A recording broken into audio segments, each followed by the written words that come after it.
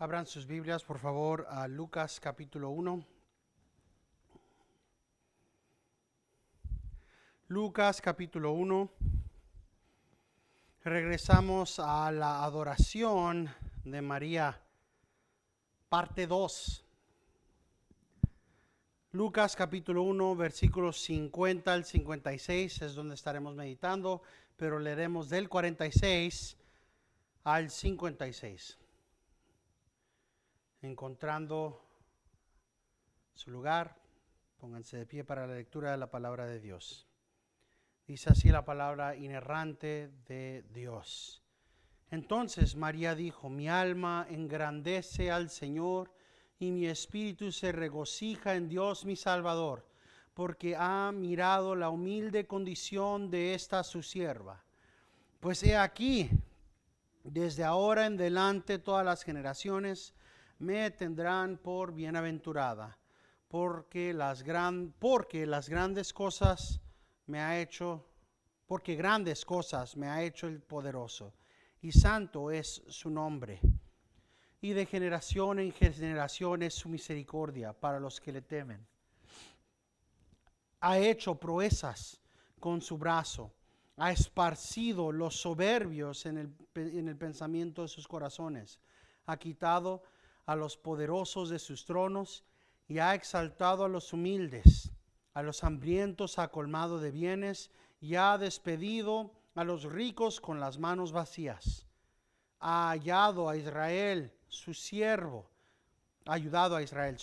para recuerdo de su misericordia, tal como dijo a nuestros padres, a Abraham y a su descendencia para siempre. Y María se quedó con Elizabeth como 3 meses y después de eso regresó a su casa. Oremos. Padre Celestial, te damos gracias por esta tu palabra, por el gran amor, Señor, que nos das en Cristo nuestro Redentor. Señor, regresando a este himno, te pedimos que nos des sabiduría, que nos ayudes, Señor, a entender más y más, un poco más de tu palabra. Esto te lo pedimos en el nombre de Cristo nuestro Redentor. Amén. Pueden tomar su asiento. Hemos hablado de la realidad de que hay 5 himnos que vamos a estar estudiando. El primero es el himno de Elizabeth y podemos ver todo un grupo, todo un montonal de teología buena en lo que dice Elizabeth, el reconocimiento de la realidad de que el bebé de apenas unos días en el vientre de María es el Señor, y el Magnificat, el canto de María, y de qué es lo que significa eso. Espero sean atentos a la realidad que estamos enfocándonos, en la realidad que estamos estudiando, y que vean la conexión, porque en unas 2 semanas estaremos continuando en lo mismo, pero viendo el Benedictus, el himno de Zacarías.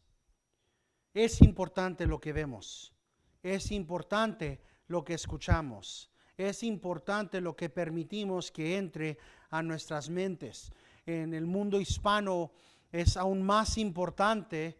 No es que no sea más importante en diferentes áreas, ¿verdad? Pero es más importante porque la mayoría de los cristianos que llegan a ser cristianos del mundo hispano o lo hacen de la Iglesia Católica Romana o lo hacen de la Iglesia Pentecostés, los pentecostales.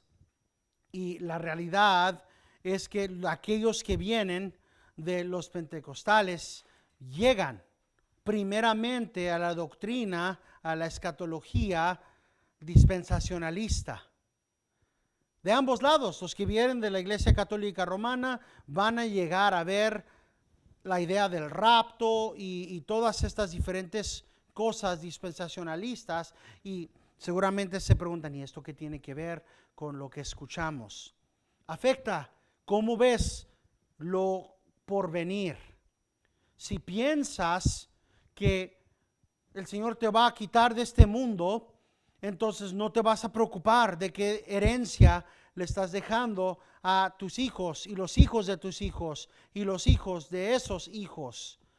No estás pensando en la gran importancia de guardar tu mente, de ceñir tu mente, de tener una mente activa, como dice Pedro en primera de Pedro y segunda de Pedro.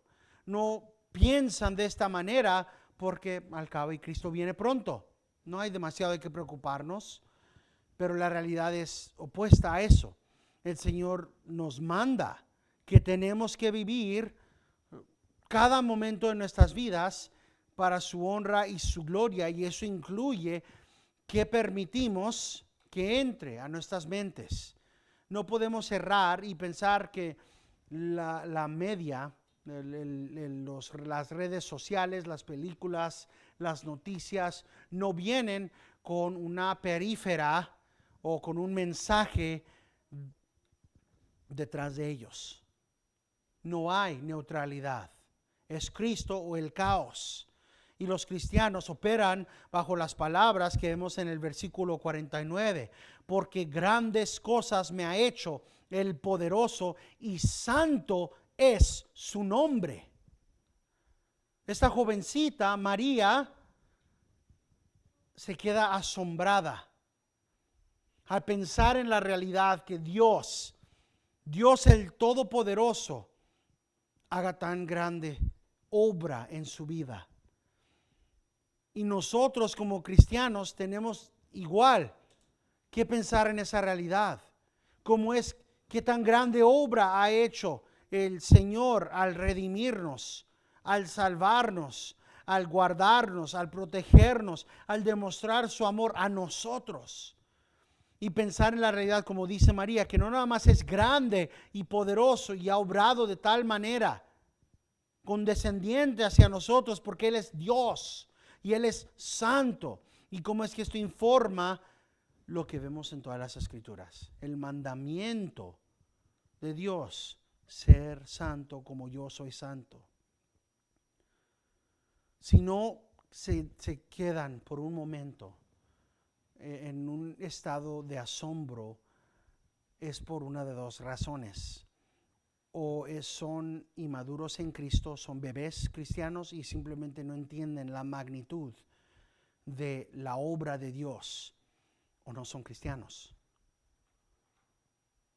Porque el Señor nos demuestra gran amor al vernos con amor. Si entendemos el peso de la santidad, que es donde termina en el versículo 49, y santo es su nombre. Sabemos del pasar un poco por el estudio de los atributos de Dios, que la santidad de Dios es el atributo más conocido, el alto. Es el atributo que podemos decir es más claramente o revela más claramente quién es Dios. La palabra de Dios no nos dice que Dios es amor, amor, amor. No nos dice que Dios es ira, ira, ira. Pero sí nos dice en Isaías que Él es el Dios santo, santo, santo. Y este atributo, junto con el atributo de ser todopoderoso, piensen en eso, que el Dios todopoderoso, todopoderosamente santo, no nada más una santidad que no es eficaz, porque esa santidad es lo que estamos hablando cuando hablamos de luz y de sombras, de luz y tinieblas. Y pensar que este Dios, santo, santo, santo, el santo de Israel, apartado por su santidad, apartado porque nada más es como Él. Juan nos dice que Dios es luz y en Él no hay sombra ni oscuridad. Ese es el nivel de santidad que no podemos entender, porque aún en este santuario, con la luz del sol por fuera y con las luces prendidas por dentro, hay sombras. ¿verdad? Pero ante Dios no lo hay.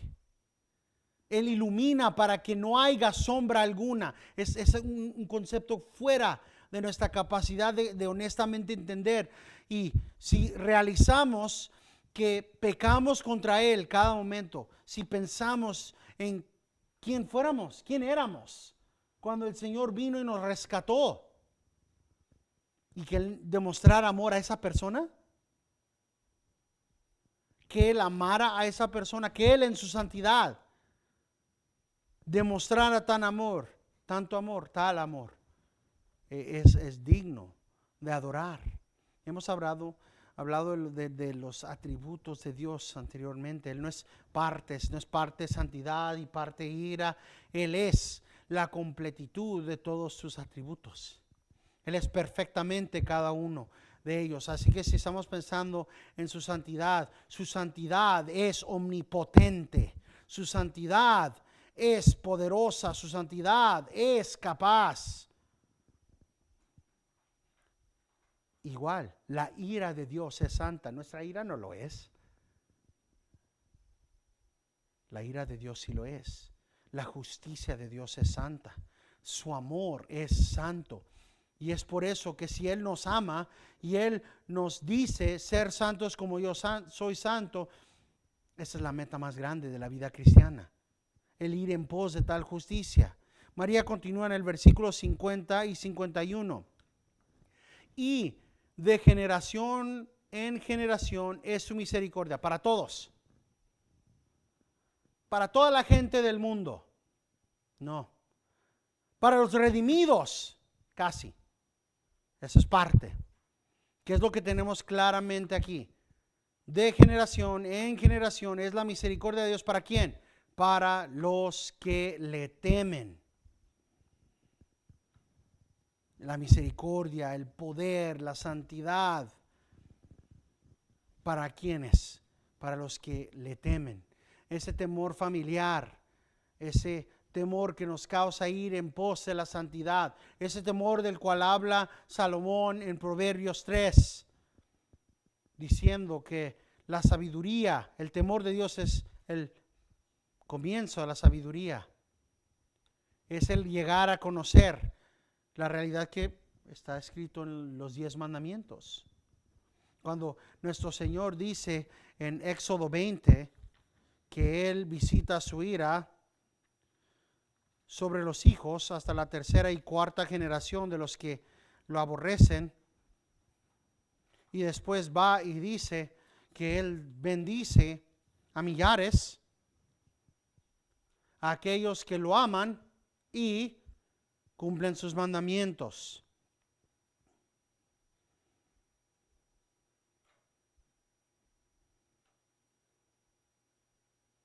Versículo 5, no lo adorarás. Éxodo 20, versículo 5 dice, no los adorarás ni los servirás. ¿A quiénes? A los ídolos. ¿Por qué? Porque yo, el Señor tu Dios, soy Dios celoso, que castigo la iniquidad de los padres sobre los hijos hasta la tercera y cuarta generación de los que me aborrecen. Ahora, ¿cómo podemos entender qué es el aborrecer a Dios? Eso lo vemos en la luz de la obediencia, de lo que vemos, y que muestro misericordia a millares. ¿A quiénes? A los que me aman y guardan mis mandamientos. El Señor visita la iniquidad sobre aquellos que lo aborrecen. ¿Y cómo sabe si aborrece a alguien a Dios? No lo aman y no lo obedecen. No puedes tener una y faltar en la otra. No puedes amar a Dios, y lo digo entre comillas porque no es amor, si no obedeces a Dios. Igual, no puedes obedecer a Dios si no lo amas. Puedes forzarte por un momento, por unos años, por unas décadas, a obedecer conforme a tu propia fuerza, pero tu propia fuerza se desgastará. Igual, la obediencia solo por obedecer no es útil, no es eficaz, no significa nada si no está unida perfectamente con el amor a Dios. Amo a Dios y porque amo a Dios obedezco. Noten cómo es que el Señor no pone la obediencia antes del amor, es el amor antes de la obediencia. Tienen que ser juntos, pero sí tenemos que amar a Dios antes de que podamos obedecerlo perfectamente. Ese mismo lenguaje es lo que estamos viendo cuando María habla y de generación en generación es su misericordia para los que le temen. Cuando ella dice eso, ella demuestra un conocimiento de los mandamientos de Dios que la mayoría de los cristianos hoy en día simplemente no lo tienen. Ella entiende qué tan grande obra ha hecho Dios al permitir que ella sea la mujer por la cual el Señor mismo naciera. Entiende qué gran amor está demostrando el Señor y qué tantas promesas son cumplidas, y ella entiende que este gran amor no viene del aire, no viene de la nada. Esta es una verdad que no podemos pasar e ignorar. Es una verdad en la cual deberíamos de meditar cada mañana.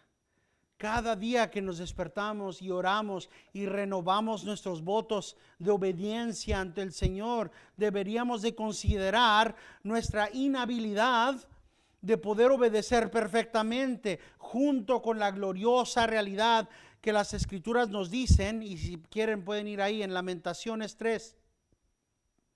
Lamentaciones 3:22.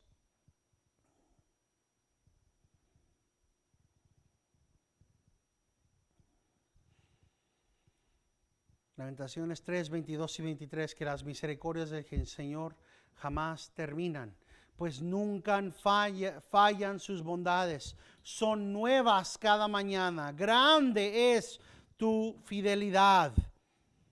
A eso nos despertamos.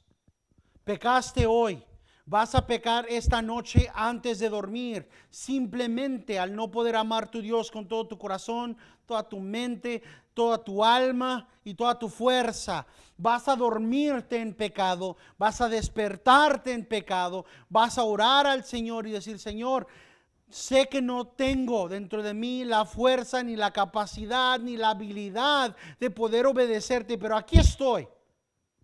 Aquí estoy, Señor, ayúdame a obedecerte. Y lo que nos ayuda a no desesperarnos es esto: que las misericordias del Señor jamás terminan para los que le aman. Nunca fallan sus bondades, son nuevas cada mañana, porque el Señor es fiel. Grande es tu fidelidad. A esto te despiertas cada mañana. ¿Entienden por qué María dice que el Señor ha hecho grandes cosas? Cada mañana que nos despertamos, no nos despertamos con las tachas de los pecados del día anterior. Despertamos a nuevas misericordias. La fidelidad, la misericordia que no merecemos de nuestro Señor, el poder nunca terminando, el poder para perdonar. El Señor demuestra su poder de tal manera, como dice, ha hecho proezas con su brazo. Y si se acuerdan de nuestro estudio, cuando hablamos del brazo del Señor, es lenguaje de imágenes para que pensamos el brazo fuerte y poderoso del Señor, el poder de Dios. Dios nos muestra su poder en diversas maneras, y aquí dice: ha hecho proezas con su brazo, ha esparcido a los soberbios en los pensamientos de sus corazones. El doctor Sproul, comentando, dice: aquí tenemos una imagen de Dios en forma humana, en lo que su brazo es un símbolo de fuerza. Creo que el capítulo más divertido de la Biblia es Números 11, lo que dice el doctor Sproul. Esa es la ocasión en la que Moisés está angustiado porque la multitud de las personas que Él ha llevado en el Éxodo están ahora quejándose día tras día. Quieren volver a Egipto porque ahora extrañan sus cebollas y sus ajos y todo lo que tenían para comer todos los días es el maná que Dios les proporciona sobrenaturalmente desde el cielo. Tenían maná para desayunar, maná para almorzar, maná para cenar, y si querían tomar un bocadillo a medianoche, también tenían maná para eso. Tenían maná asado, maná frito, maná salteado, maná hervido, todo lo que podían hacer para alterar el sabor de él. Decían, volviendo a Egipto, danos a Faraón, al menos bajo Faraón, aunque éramos esclavos, teníamos cebollas, ajos y puerros. Moisés quiere morir y dice, ¿acaso he concebido a todo este pueblo? ¿Los he engendrado yo para que me digas, llévalos en tu seno, como lleva la nodriza el que mama? Hasta la tierra que juraste dar a sus padres, ¿de dónde sacaré carne para todo este pueblo? Porque lloran ante mí y dicen, danos carne para que comamos. No puedo yo solo llevar a todo este pueblo, que me es pesado en demasiado. Y si así me has de tratar, te ruego que me des muerte, mátame. Si he hallado gracia ante tus ojos y no vea yo mi mal. Y Dios dice, el Señor os dará carne y comeréis. No será por un día, ni 2, ni 5, ni 10, ni 20 días, sino que será un mes entero, hasta que os salga por las narices y sea repugnante, porque habéis despreciado al Señor que está en medio de vosotros, y habéis llorado delante de él diciendo, ¿por qué salimos de Egipto?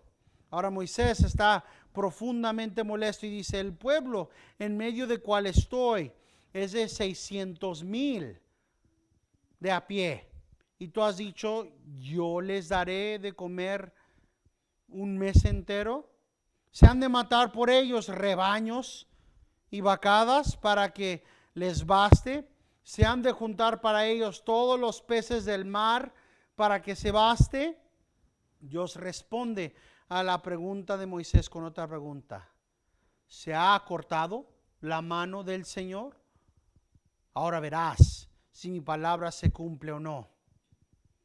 Y termina el doctor Sproul diciendo, qué gran imagen. ¿Sabemos qué es lo que sucedió? El Señor suplió abundantemente carne. Ahora piensen en eso, ¿cuánta carne se requiere para alimentar a más de 600,000 personas? Ahora no sé si se ponen a pensar, porque honestamente no nos toca tratar con tantos números. Pero piensen si van a tener una carne asada y van a comprar carne molida y dicen, ok, vamos a tener a 30 personas. ¿Cuántas libras necesitamos? ¿Cuántos kilos necesitamos comprar de carne para alimentar a estas 20 personas? Y ahí van haciendo la matemática, ok, pues tal vez cada persona se come 2 hamburguesas, y si cada hamburguesa pesa un cuarto de una libra, entonces eso significa que cada 2 personas van a comerse 1 libra, eso significa que necesitamos 10 libras de carne para 20 personas, si nada más comen 2. Ahora 600,000. Mucho más. Lo pongo de esa manera porque eso lo podemos calcular más o menos y luego pensar, si para 20 son 10 libras, ¿cuántas libras de carne para 600,000? Eso nada más son los que están a pie. No incluye los que estaban siendo cargados. ¿Hasta cuál tiempo carga una mamá a su bebé? ¿A cuál año van a tener los bebés caminando junto con ellos? En el desierto no mucho, ¿verdad? Van a estar cargando con ellos, o en animales, o en carretas. Es por eso que dice Moisés, vamos a vaciar la mar para que toda esta gente tenga peces. Pero la respuesta del Señor es lo increíble. No entendemos la potencia del Señor y esto no es nada para Él. ¿Está el brazo del Señor corto? ¿No puede? Verás el poder de Dios. Lo cantamos, sea ya la luz, ordenó Jehová con su fuerte voz, y la luz fue ya. El Señor solo al decir, sea, lo fue. El Señor Santo ahora demuestra tal amor en nosotros. Provee por nosotros. Hay muchos lugares que podemos ver cómo es que el Señor demuestra su poder a su gente, su poder para rescatarlos, su poder para suplir por ellos, su poder para hacer. Como vemos ahí, ha hecho proezas con su brazo, ha esparcido los soberbios en el pensamiento de sus corazones. ¿Cuántos lugares no conocemos o deberíamos de conocer en el Antiguo Testamento donde el Señor hizo exactamente eso? Donde esparció a los soberbios en los pensamientos de sus corazones. Nos acordamos de Nabucodonosor cuando él salió y dijo, yo he hecho todo esto, este es el reino que yo forjé con mis manos, y por 7 años el Señor lo tuvo como un animal comiendo zacate.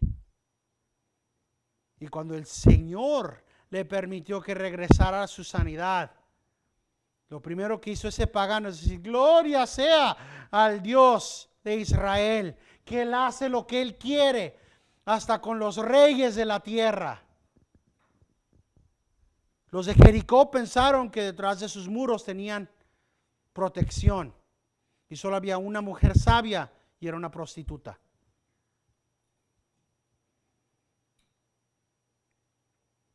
El Señor demostró el poder. Están los ejércitos ahí y dicen, ¿cómo vamos a destruir estos muros? Y saben la historia que nosotros no, porque no hemos vivido en esos tiempos. Y sabes que trató este ejército y trató este otro ejército y trataron a esta gente, ninguno de ellos pudieron. Siempre tienen suficiente comida para rendir y estar ahí. Y no hay nada más que desierto alrededor para que nosotros tengamos que comer. ¿Cómo podremos destruir? Y van al Señor y el Señor les dice, ustedes no van a destruir nada. Ustedes van a marchar, me van a obedecer y me van a adorar. Y yo destruiré esos muros. Todo ese poder, y María está gloriándose en estas realidades. Cuando ella dijo en el versículo 49, porque grandes cosas me ha hecho el poderoso. Estamos hablando del mismo Dios que hizo que la mar se partiera en dos para que la gente de Dios no caminara ensoquetada, sino en seco. La tierra estaba seca. Piensen en eso porque muchas veces no pensamos en eso. Partió la mar y la tierra se secó para que la gente pudiera caminar. Este es el Dios demostrado en las Escrituras. Este es el poder de Dios demostrado a su gente una y otra y otra y otra vez. Y Él lo hizo destruyendo a estos pecadores soberbios, a estos pecadores que en sus corazones piensan pura iniquidad. Sabemos que hizo esto en manera grande en el diluvio. La gente era arrogante, era soberbia.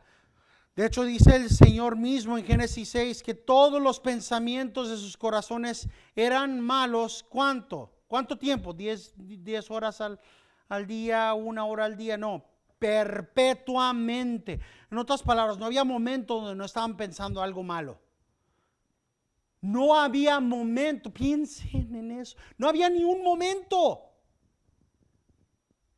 cuando no había maldad dentro de ellos. Hasta sus sueños eran perversos. Y el Señor viene y muestra su poder. Lo demuestra en dos maneras.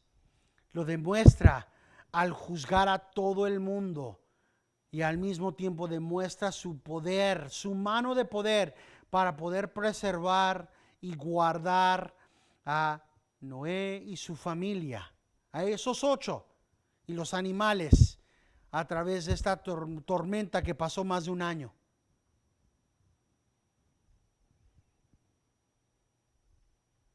Ese es el poder de nuestro Dios. Poder para juzgar y poder para proteger a los suyos. Amor y misericordia no merecida. Y esto es completamente al revés de cómo es que el mundo ve las cosas. El mundo ve, especialmente si pensamos como los darwinianos, ¿verdad? El sobrevivimiento de ¿quiénes? Los fuertes. Dicen los naturalistas. Dicen los darwinianos, es que tiene que ser la especie más fuerte que sobrevive. Ok, entonces ¿por qué se encerraron escondidos todos en temor de muerte cuando vino el coronavirus? ¿Creen o no creen ustedes que los más fuertes tienen que sobrevivir? Ándale. Si los débiles tienen que morir, ¿para qué les están tratando de preservar a todos? ¿Para qué tienen máscara? Si se piensan los fuertes, sin miedo. Salgan. ¿Piensan ustedes que los más fuertes tienen que sobrevivir? Que los que están más físicamente poderosos son los que tienen el poder. Sin embargo, el Señor dice que Él no opera de esa manera. Él es el Todopoderoso. Y Él capacita que los humildes y los hambrientos puedan tener. Esto es lo que vemos. Cómo es que Dios hace grandes cosas a los que no tienen ni siquiera la capacidad de hacer algo. ¿A quién escogió para llevar ante uno de los más poderosos del mundo? A un hombre que ni podía hablar perfectamente. Señor, es que no puedo hablar muy bien. Soy tartamudo. ¿Cuál era la respuesta de Dios? ¿Quién hizo al sordo, al ciego, al mudo? ¿Quién te hizo así? Yo. Ve y haz. Y continúa haciendo lo mismo. Usando a los débiles para derrotar a los poderosos. Es lo que vemos en el versículo 52 y 53. Ha quitado a los poderosos de sus tronos y ha exaltado a los humildes. A los hambrientos ha colmado de bienes y ha despedido a los ricos de las manos, con las manos vacías. Piensen en todas las batallas que hemos leído este año y la victoria que Dios ha dado a su gente. ¿Cuántas veces habían miles y más de miles contra los pocos? Vamos a pensar y aplicarlo un poquito más a las áreas que ustedes piensan que es un poco aburrida. Cuando estamos leyendo en Crónicas de los 30, y los que estaban siguiendo a David y que a veces tienen más sueño que nada. Y ¿me pueden decir el nombre de uno de los 30 que siguió a David y cuál era la acción honrable que hicieron? Por ejemplo, al hombre que fue y pudo derrotar a más de 100. Un hombre. O un hombre que se puso a pelear contra todo un grupo toda la noche. ¿Por qué pudieron? Porque eran superhéroes, ¿no? Era porque el Señor estaba demostrando exactamente eso. ¿Cómo es que Él puede hacer que una persona pueda derrotar a cientos de personas? ¿Qué es lo que hizo Jonatán cuando salió de la cueva? ¿Qué le dijo a su siervo? Mira, si nos llaman a ellos, eso significa que el Señor está con nosotros. Y a la espada. ¿Y qué es lo que sucedió? Mira, aquí están unos judíos saliendo de sus hoyos, vengan. ¿Y cuántos derrotó Jonatán? Más de 50. Más de 50. Uno contra todo un grupo de hombres armados. Este es el poder del Señor. El que demuestra su poder, ¿verdad? Con débiles. Vemos eso con las acciones de Sansón. Vamos a Jueces 15 por un momento.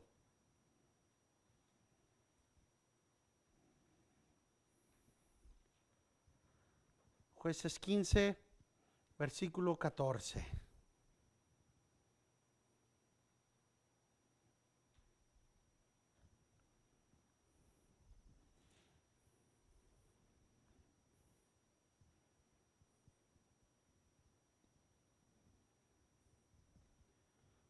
Jueces 15,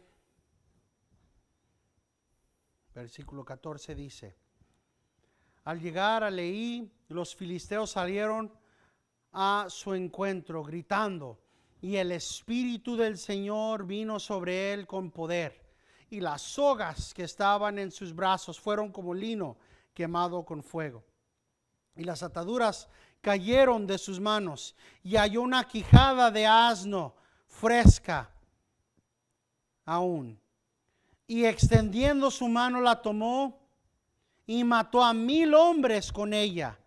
Entonces Sansón dijo: con la quijada de un asno, montones sobre montones, con la quijada de un asno he matado a 1000 hombres. Ahora, tienen que llegar a esta determinación ustedes. ¿Creen que la palabra de Dios es verdadera? Sí, ¿verdad? Y si sí creen que la palabra de Dios es verdadera, entonces aquí tienen una cuenta de un hombre derrotando a 1000. Vienen a él con una espada y él los está matando con la quijada de un asno. No lo hizo por su propia fuerza, sino por la fuerza del Espíritu de Dios. Todo esto con un propósito, que la gente de Dios pueda ver exactamente lo que María está diciendo aquí. Ha hecho proezas con su brazo, ha esparcido a los soberbios en el pensamiento de sus corazones, ha quitado a los poderosos de sus tronos, Faraón, Nabucodonosor, y aún a los reyes perversos de Judá y de Israel. Y ha exaltado a los humildes, a los hambrientos ha colmado de bienes.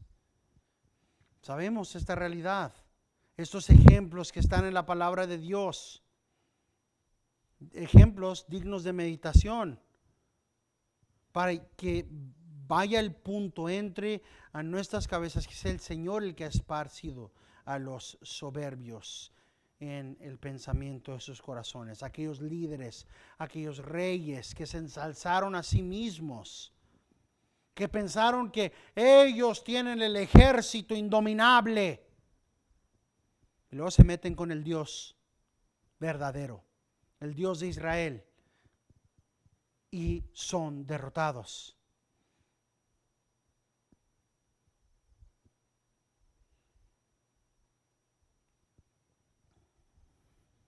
No fueron derrotados porque ellos pudieron hacer algo, porque aquellas personas tuvieran la capacidad de poder hacer o no hacer algo, poder derrotar al enemigo, que ellos mismos tuvieran las fuerzas.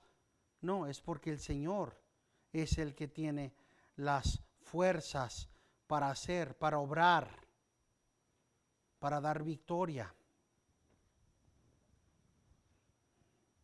Sabemos qué es lo que hizo Usías, el rey.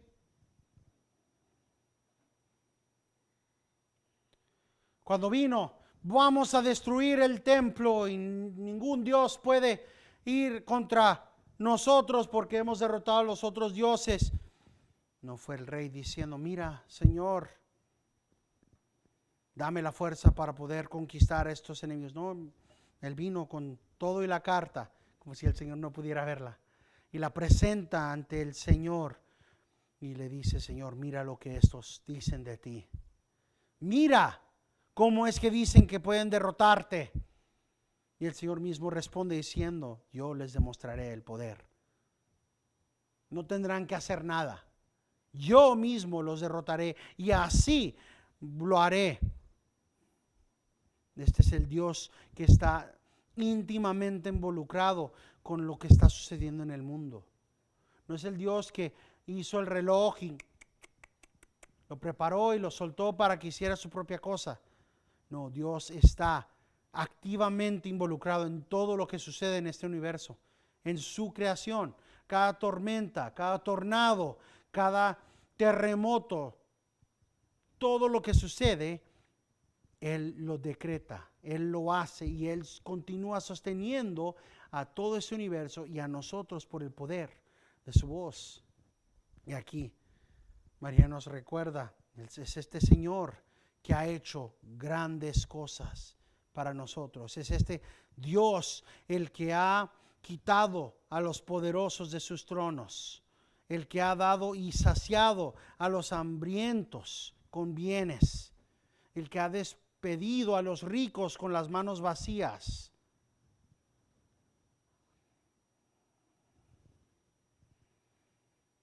Este es un mensaje que podemos llevar con confianza. Esta misma nación fue concebida por acciones como estas. Hombres que se humillaron ante Dios, que reconocieron que ni al rey ni al parlamento, al gobierno de Inglaterra les interesaban. Entendían que tenían que humillarse ante Dios o no había oportunidad de victoria. Si no se humillaban, si no echaban fuera a sus ídolos, si no doblan la rodilla a Cristo.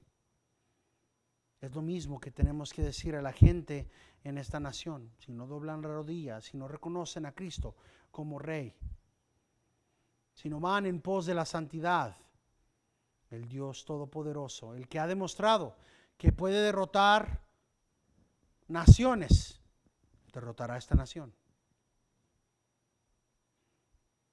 Pero para nosotros está la misma esperanza que vemos en la Biblia. El poder de Dios para preservar, el poder de Dios para guardarnos aún en medio de tal situación. Y este es el mensaje que podemos llevar.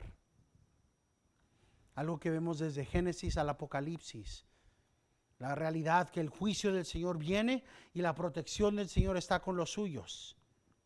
Para que nosotros podamos irse al presidente o como hizo Pablo, yendo al mismo César y presentar con humildad. La realidad presentada aquí es Dios, el que quita a los poderosos de sus tronos.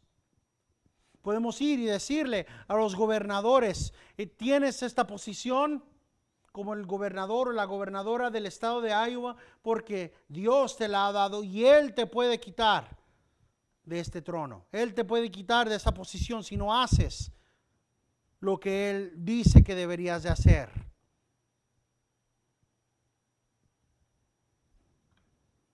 Dios provee. No se desesperen. Cuando vean el juicio de Dios sobre Osceola, sobre los Estados Unidos, no se desesperen. Cuando vean que en el mundo parece que todo está yendo boca abajo al infierno, no se desesperen. Pongan su esperanza en la misericordia y el poder del Dios que puede proveer. El Dios que, como dice María, a los hambrientos ha colmado de bienes. No nada más con cosas, ha colmado con lo mínimo, no, con lo más bueno. Ha saciado, ha dado por demás y ha dado lo bueno. Este es el Dios que servimos, al Dios Todopoderoso, Santo y Glorioso. Pero qué tan fácil es el olvidarnos de estas verdades.